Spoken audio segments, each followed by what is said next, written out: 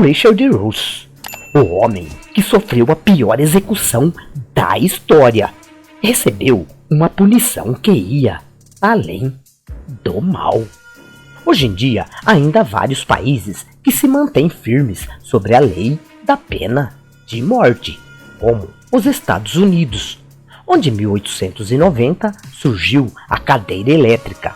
Ela foi apresentada como um sistema moderno e eficaz para substituir métodos de execução considerados pouco civilizados, como o enforcamento, em que a pessoa agonizava por muito tempo antes de morrer.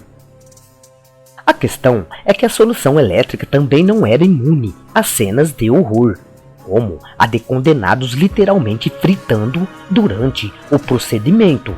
Tudo isso diante de testemunhas, muitas das quais desmaiavam, vomitavam ou deixavam a sala de execução em pânico. O calor gerado pela corrente elétrica literalmente frita os órgãos internos, como pulmões, estômago e intestinos.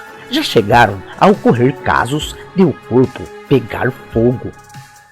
Foi por essas e outras que, a partir de 1978, com o surgimento da injeção letal, considerada mais humana, o uso da cadeira começou a declinar.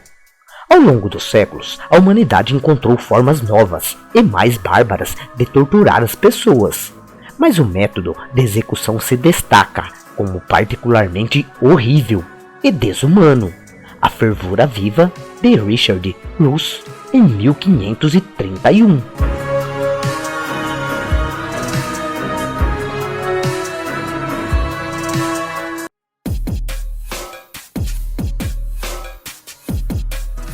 Roos era cozinheiro de John Fisher, o bispo de Rochester, na Inglaterra, e foi acusado de envenenar os seus convidados enquanto trabalhava em sua casa. Foi alegado na época que ele havia adicionado um pó suspeito ao mingau dos convidados, bem como a de 2 mendigos. Todos adoeceram repentinamente, enquanto Roos teria fugido. Embora os convidados de Fisher tenham sobrevivido à doença, os mendigos morreram.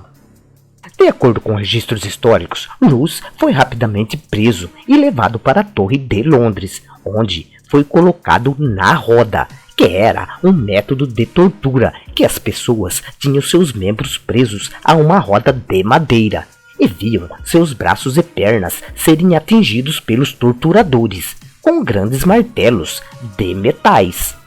Depois de torturado, Roos alegou que foi instruído a adicionar o pó à comida por brincadeira e não sabia que isso mataria alguém. No entanto, o monarca reinante da época, o rei Henrique VIII, liderou um ato do parlamento que tornou o assassinato por envenenamento um crime de traição. Em 28 de fevereiro de 1531, Henrique VIII contou ao parlamento sobre o plano de envenenamento, e Roos foi condenado à morte, com base no que o rei disse que havia acontecido, em vez de evidências concretas. Mas Henrique ainda não havia parado de mexer com a legalidade. O monarca vingativo também decidiu mudar a punição para tal crime, porque ele poderia. A prática padrão para a traição envolvia o criminoso a ser arrastado pelas ruas por uma carroça, depois enforcado antes de finalmente ter seus órgãos genitais removidos e suas entranhas cortadas, o que já é bastante horrível. No entanto, Henrique foi um pouco mais criativo para Roos, optando por fervê-lo vivo. Multidões se reuniram em Smithfield, em Londres, para onde Roos foi trazido e mergulhado 3 vezes em um enorme caldeirão de água fervente, até morrer.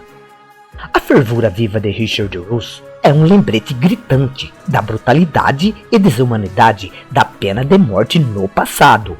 O fato de ter sido executado sob as ordens de um monarca, sem provas concretas e com definição ampliada de traição, evidencia ainda mais o caráter arbitrário e contraditório da execução.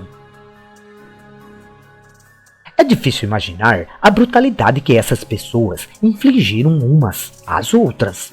Somos a mais cruel de todas as espécies vivas. Mesmo se culpado, esta punição está além do mal.